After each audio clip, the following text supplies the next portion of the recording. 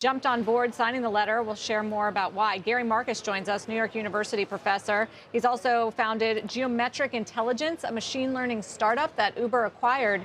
It's great to have you, Professor. Why are you joining the team that is putting out a warning and calling for a pause? We need a wake-up call here. We have a perfect storm of corporate irresponsibility, widespread adoption of these new tools, a lack of regulation, and a huge number of unknowns.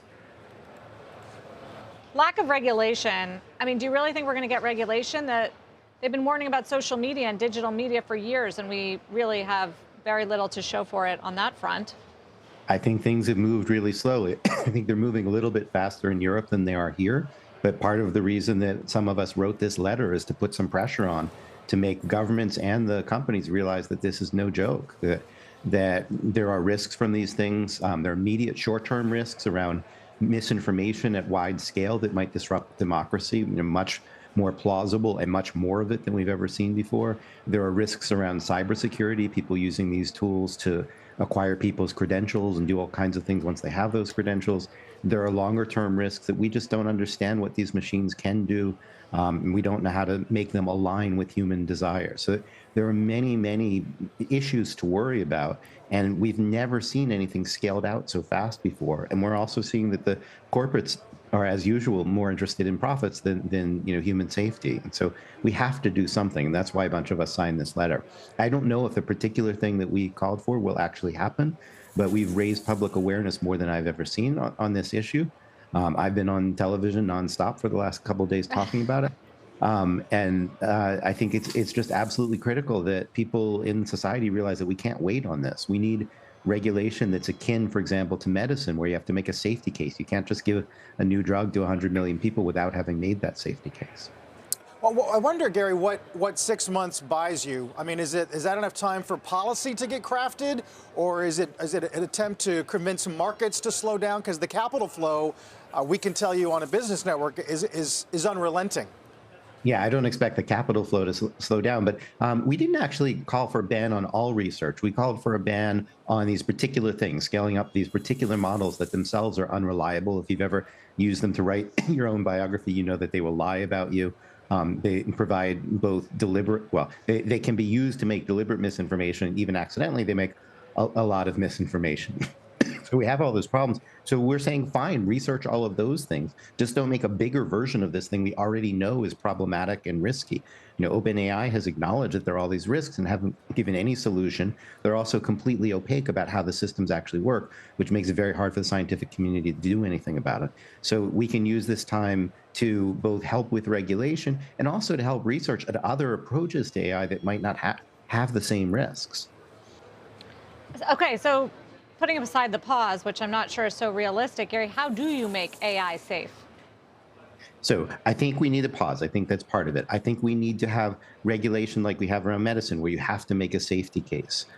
We may need to have a pause on widespread deployment, even if research carries on, until we figure out what are the safety measures. We're probably going to need new technologies in order, for example, to pick up on the high volume misinformation that I anticipate. So just like we had to build new technologies for detecting spam and different kinds of viruses and stuff like that, we have to build new tech too.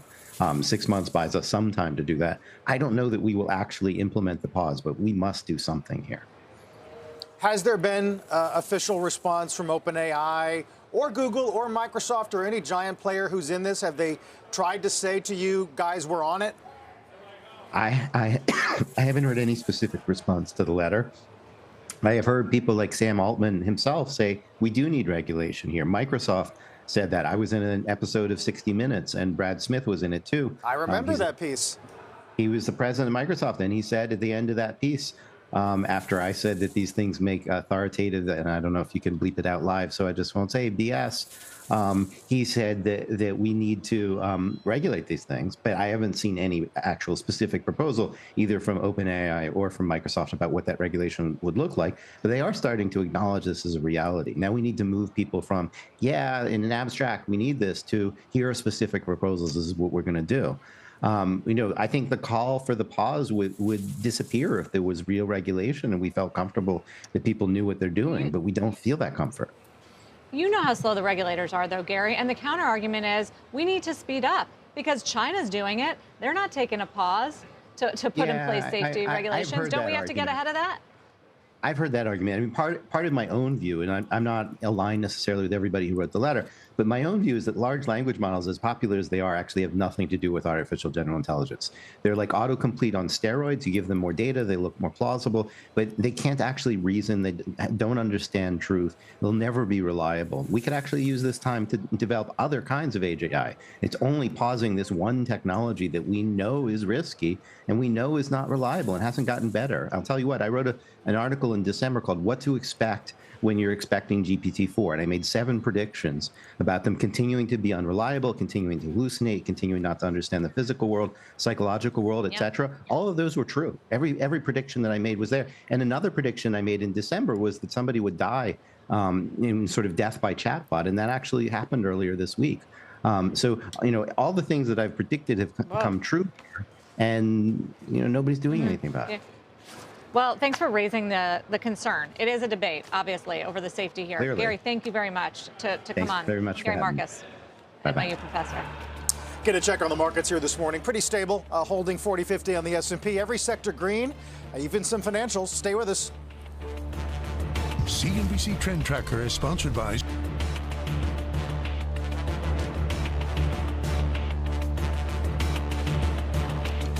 CME.